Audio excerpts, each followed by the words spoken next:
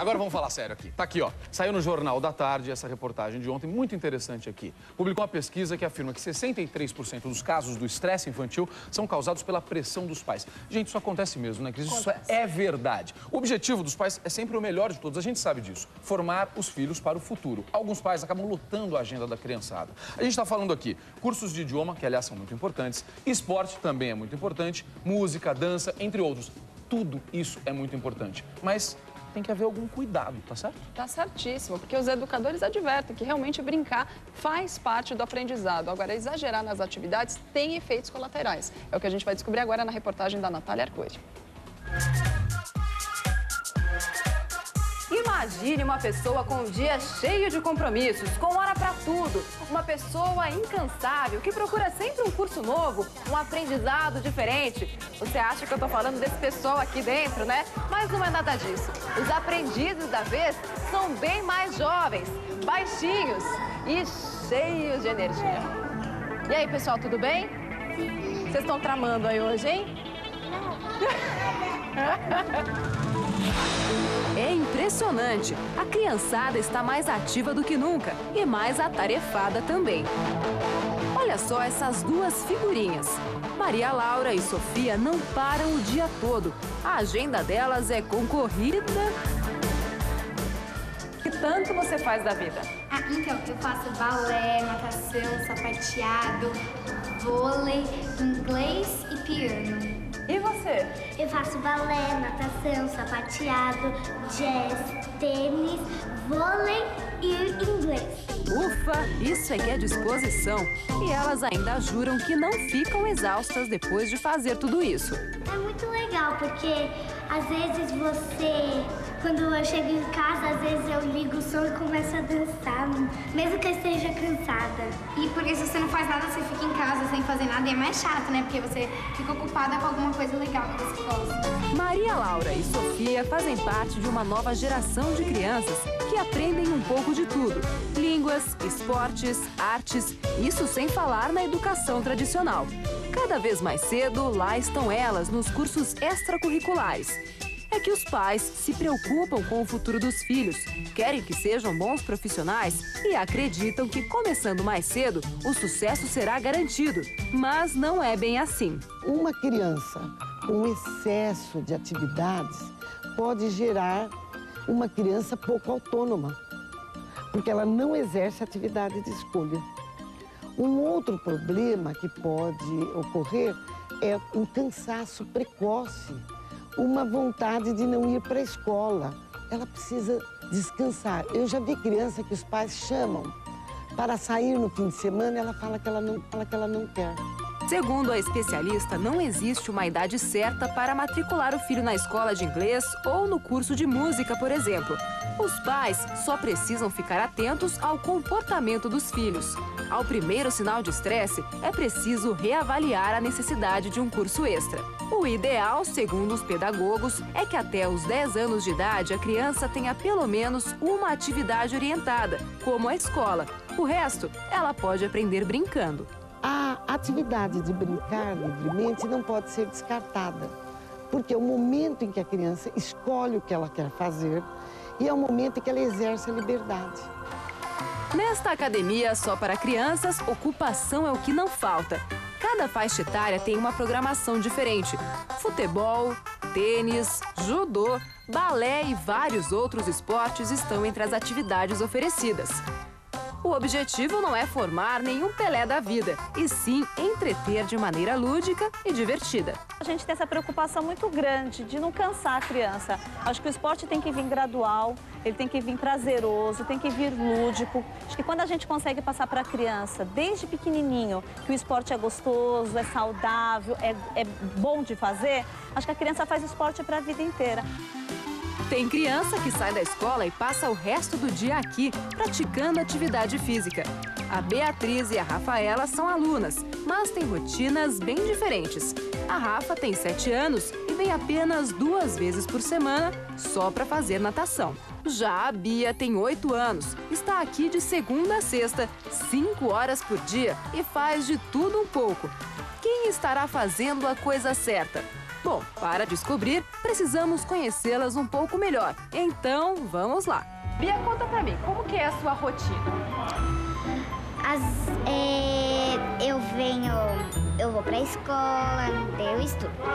Daí depois minha mãe vai me buscar, daí eu vou pra casa, almoço, arrumo minha mala às pressas e venho pra cá. Daí eu começo a fazer sapateado,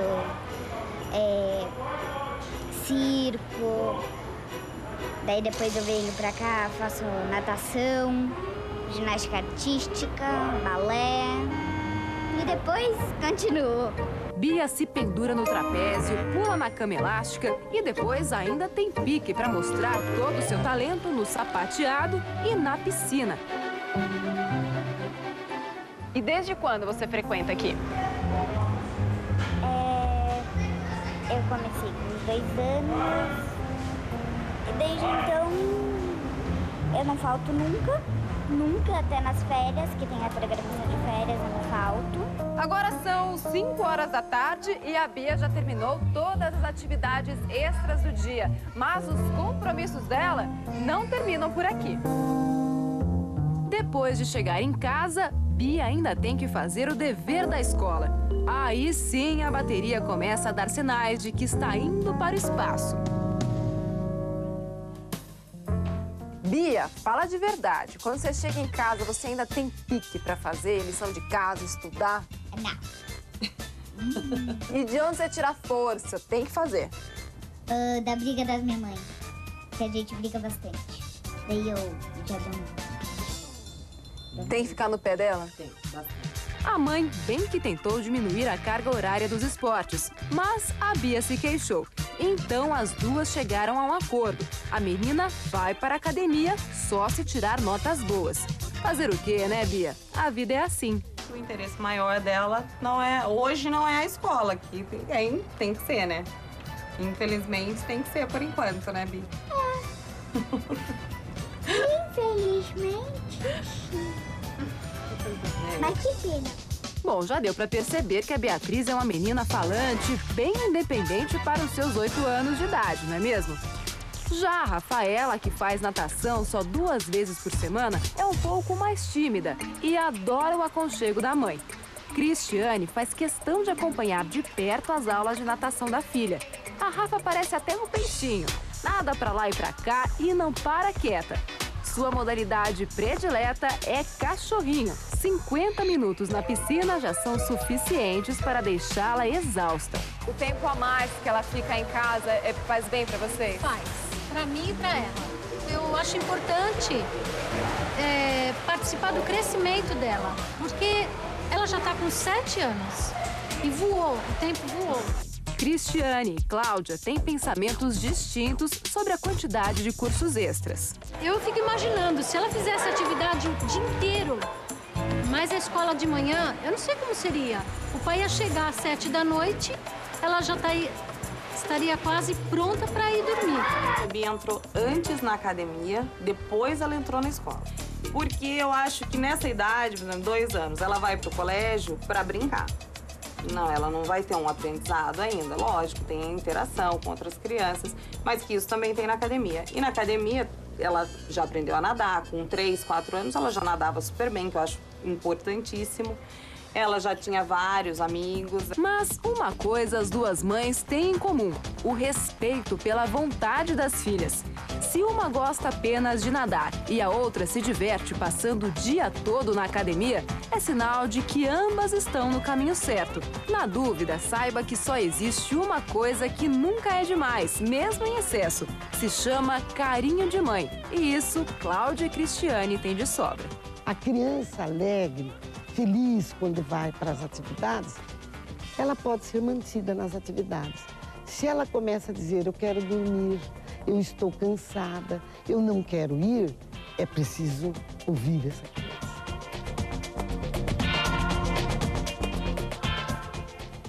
Falando nisso, nessa mesma pesquisa que a gente mostrou aqui, que o Celso colocou aqui do Jornal da Tarde, essa pesquisa atribui 63% dos casos de estresse infantil, sabe a quem? Pressão dos pais. Por isso, a gente trouxe o Dr. Moisés Tchensinski muito obrigada pela presença. Para falar sobre isso, os pais são os vilões mesmo? Não, vilão não. Vilão. A gente sempre... Tem algumas frases que a gente escuta muito. Vou dar para os meus filhos tudo aquilo que eu nunca tive. Primeiro, precisa saber se eles querem, precisa saber se eles precisam, precisa saber se tudo aquilo que eu nunca tive é realmente importante para a criança.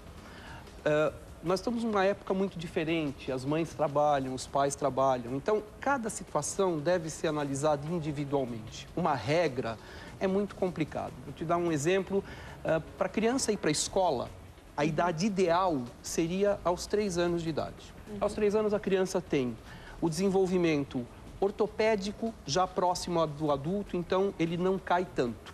Enxerga já de uma forma mais razoável, escuta melhor, mas principalmente o seu sistema imunológico está formado por volta dos 3 anos de idade. Então, até os 3 anos de idade, a criança fica mais suscetível a ter infecções. Legal, o pai trabalha, a mãe trabalha, a licença maternidade foi de 4 meses. Isso. Não tem condições de deixar em casa com a avó ou com a babá. Parece até que teve um programa aqui que falou a respeito da melhor opção. E fica muito complicado você determinar, porque cada família tem a sua dinâmica. Doutor Moisés, a gente pegando esse caso específico que a gente viu das atividades físicas, me chamou bastante atenção porque eu acho que às vezes é uma questão de organização. Às vezes não é nem a quantidade. Por exemplo, aquela menina adora fazer atividade física, só que ela faz lição depois quando ela chega em casa. Se talvez essa ordem fosse invertida e se isso fosse possível, chega da escola, faz a lição e depois vai para a atividade física. Simplesmente isso. Às vezes não é uma questão de organização da agenda para você deixar a coisa num horário em que a criança esteja mais preparada para aquilo? Você sabe que eu ouvi uma frase muito feliz da psicóloga, da Roseli Saião, num artigo que ela escreveu. E ela escreveu o seguinte: daqui a pouquinho a gente vai ter que colocar brincar na agenda. O grande problema talvez não seja as atividades que a gente propicia para essa criança. Existe primeiro a necessidade de propiciar todas essas atividades o quanto antes. E aí a questão é de entender o que é que eu quero do meu filho. Eu quero que ele seja... eu quero que ele aprenda inglês. Legal. Com que idade ele precisa aprender a falar inglês? Com 3 anos de idade? O que ele vai fazer com o inglês aos 3 anos de idade? Mas é uma idade boa para você introduzir o aprendizado de outros idiomas. Atividade física. Não, sabe o que acontece? Então, olha, só para você ter uma ideia, com tudo isso de atividade física que a gente tem, houve em agosto do ano passado a estatística da política do POF, de orçamento familiar, mostrando que entre cada 3 crianças de 5 anos de idade estavam com sobrepeso.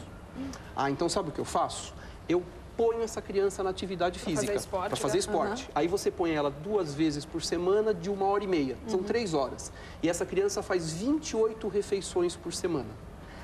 A preocupação que a gente deveria ter desde cedo com a alimentação, imaginando que o adulto vai ser o estressado, o obeso, o hipertenso quando adulto, a gente deve se preocupar com isso já na infância. E a alimentação é uma coisa que seria extremamente mais simples, mais barata, mais adequada para você cuidar do futuro dessa criança. Doutor, eu vou levantar alguns temas. O horário flexível.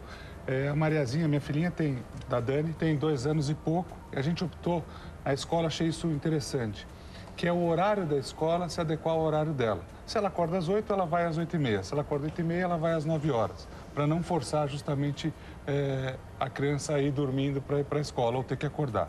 Depois, a gente viu as atividades lá. Eu acho que tem muito pai e muita mãe que queria fazer algum esporte ou que hoje em dia quer formar um campeão e começa com 2, 3 anos a fazer a criança fazer justamente aquilo que o pai não fez ou que o pai não foi. Então, começa a treinar tênis com 2 anos para formar um grande campeão. Futebol, da mesma forma, que vê ali no filho a possibilidade de ser um campeão. A gente viu também ali que, assim, hoje as crianças podem fazer diversas atividades, mas de uma outra forma, de uma forma de recreação.